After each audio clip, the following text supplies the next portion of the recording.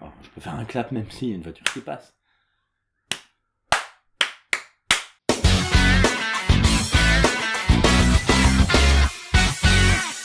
Bonjour et bienvenue dans la FAQ du doublage numéro 2. Dans cette émission, je m'efforce à répondre à vos questions que vous vous posez sur le doublage. Qui double quoi, comment, quand, pourquoi, bref, qui que quoi le doublage. Vous avez été très nombreux à me poser des questions après la dernière émission et je vous en remercie.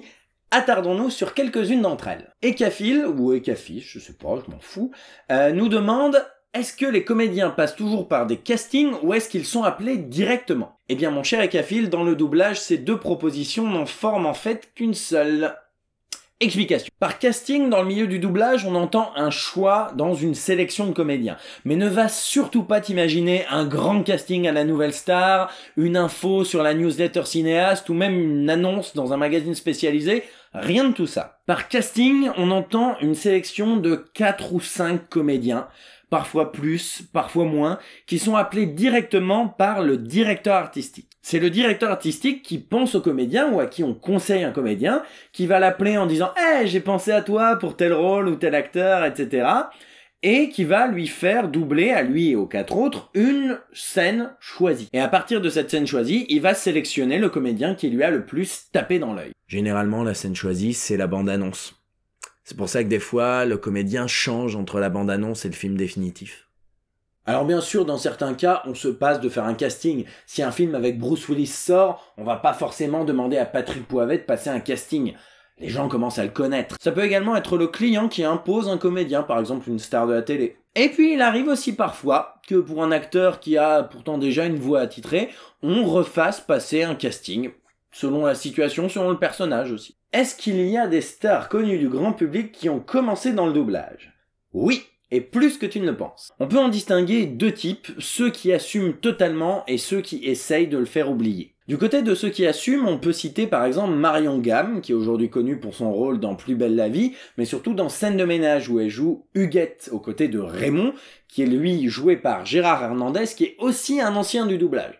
Ah là là! Marion Gamme a fait pas mal de doublages et un de ses rôles qui m'a vraiment marqué, c'est celui de Loïs, la mère de famille dans la série télévisée Malcolm. Elle assume parfaitement son travail dans le doublage et continue d'en faire encore aujourd'hui. Récemment, elle était dans la série Archer, diffusée sur France 4, où elle joue la chef de l'ISIS. On peut également citer Nicolas Marié, qui est un acteur que j'adore, qui joue dans quasiment tous les films de Dupontel, mais qui a aussi joué dans 99 francs et dans Micmac à Tire-Larigot. Et toc!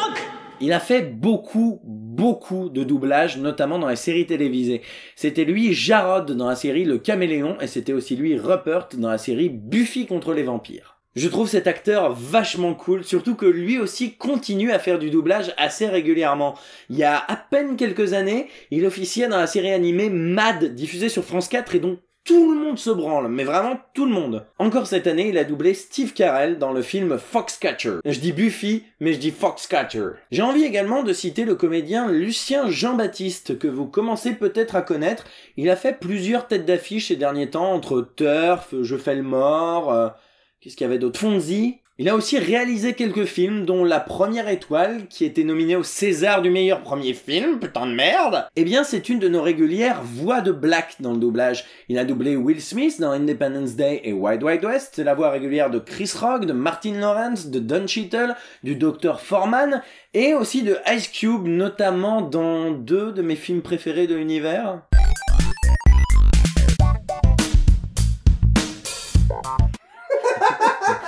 Et puis il y a ceux qui assument plus trop, par exemple Ludivine Seigné, qui a fait Nathalie Portman dans Léon, et qui était aussi la voix de Spinelli dans La Cour de récré. Aujourd'hui, elle reste plutôt éloignée des plateaux de doublage, même pour faire plaisir. Citons également Daniel Russo, l'acolyte de Laurent Baffy, que vous avez vu récemment dans Les Trois Frères le Retour. Eh ben, il a doublé pas mal de films cultes. Entre The Mask, où il doublait le commissaire, et Pulp Fiction Reservoir Dogs, où il était la voix de Harvey Keitel, ça commence à faire. Si vous le voulez bien, on se taillera des pipes plus tard, les enfants. D'ailleurs, c'est assez marrant, parce que dans le film Les Clés de bagnole de Laurent Baffy, il y a cette réplique-là. Non, pas de sang dans mon film, je déteste ça, moi. Il réfléchit 2 secondes, tu crois que Tarantino, il a cartonné en filmant des trousseaux de clés? Attends, c'est quelque chose, hein, Daniel? Ah! Mais l'exemple le plus connu reste Pierre Arditi, dont la carrière télé et ciné a vraiment décollé au début des années 90. Mais saviez-vous qu'avant, il avait été la voix de Legolas dans Le Seigneur des Anneaux de 1978 ? Saviez-vous qu'il avait été la voix du roi Arthur dans Excalibur ? De Christopher Walken dans Voyage au bout de l'enfer? Mais surtout, saviez-vous qu'il avait été la voix de Superman dans Superman 1, 2 et 3? Ah bah non, je crois pas, non. Ça me fait délirer quand même, je veux dire... Pierre Arditi is Superman, quoi. Dans le rôle de Superman, Pierre Arditi. Putain, le malaise. Alors inutile de dire que cette liste n'est absolument pas exhaustive, mais comme je l'ai dit dans la première émission, un comédien qui fait du doublage, c'est avant tout un comédien. Donc parmi tous les comédiens français, il y a quand même une chance pour que un de ces comédiens-là ait fait du doublage. C'est logique. Troisième question de Balthazar. Comment est-ce qu'on fait quand, dans un film en VO, quelqu'un qui parle français ne se fait pas comprendre? Ah, le français au cinéma. Une difficulté légitime, mais avec laquelle, au fil du temps, on a appris à jongler assez facilement. D'abord, si le film se déroule dans un contexte bien précis et clair pour le spectateur, on va même pas y faire gaffe. On part du principe que le spectateur est suffisamment intelligent pour comprendre que l'action ne se déroule pas en France, même si les personnages parlent français. Un excellent exemple, c'est dans Maman, j'ai raté l'avion, où les personnages américains qui se retrouvent bloqués à Paris demandent au téléphone « Parlez-vous anglais ?» Le spectateur sait que les personnages sont américains, on va pas commencer à l'embrouiller en foutant des Français et des Américains par... Je vous le demande, bon sang. Est-ce qu'il y a une personne qui parle anglais ici? Quand un film contient des répliques comme « Do you speak English » ou « Parles-tu japonais ?», généralement on les traduit par « Tu comprends ce que je dis ?»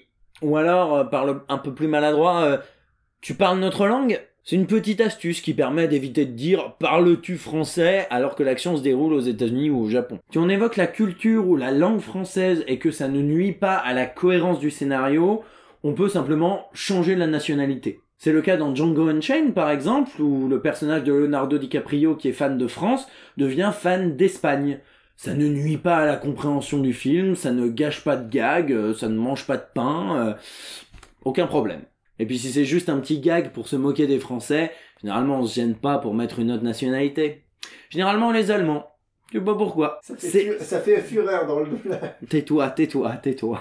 Enfin, quand un personnage qui parle français ne se fait vraiment pas comprendre, c'est compliqué. Mais on peut s'en sortir malgré tout. On peut par exemple lui filer un accent bien pourri, ou bien un patois bien caricatural, ou encore, si ça ne nuit pas à la cohérence du film, on peut, là encore, changer la nationalité. Un excellent exemple de ça, c'est le film Ghost Dog. Dans ce film, le héros anglophone a un ami francophone.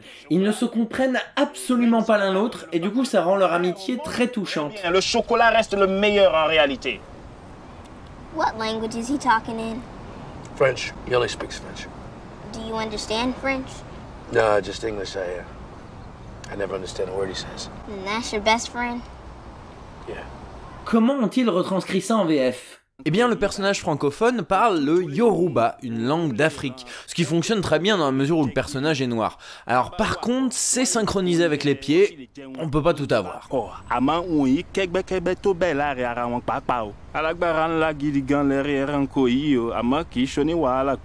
Les anti-VF se servent généralement de ce genre d'impasse pour dénoncer le doublage, des impasses qui, vous l'aurez compris, n'en sont pas vraiment. On peut toujours se débrouiller, se dépatouiller sans nuire forcément à la cohérence du film. Et il y a vraiment que des cas très particuliers de films très polyglottes comme Inglourious Basterds où on peut vraiment songer à la nécessité de doubler le film. Voilà, c'est la fin de cette deuxième émission. Si vous avez envie de poser des questions, n'hésitez pas à tweeter avec le hashtag FAQ du doublage, je lis ça et je réponds à vos questions avec plaisir. Évitez simplement les questions d'ordre trop général, il y a une future émission qui se prépare, qui va en parler, et puis évitez les questions du genre « T'as pensé quoi de la VF de Nana ?» Ça c'est plutôt Parlons VF, mon autre émission sur le doublage, et si le sujet vous intéresse, n'hésitez pas à y jeter un petit coup d'œil. Si mon faciès vous est agréable, n'hésitez pas à vous abonner, je fais plein de vidéos très chouettes sur le doublage, mais pas que, et puis si vraiment vous avez envie de me soutenir, eh ben soutenez-moi sur Tipeee, il y a des contreparties vraiment cool, vraiment, ça vaut le coup de donner sur Tipeee quand on m'aime. Je vous donne rendez-vous la prochaine fois. Salut!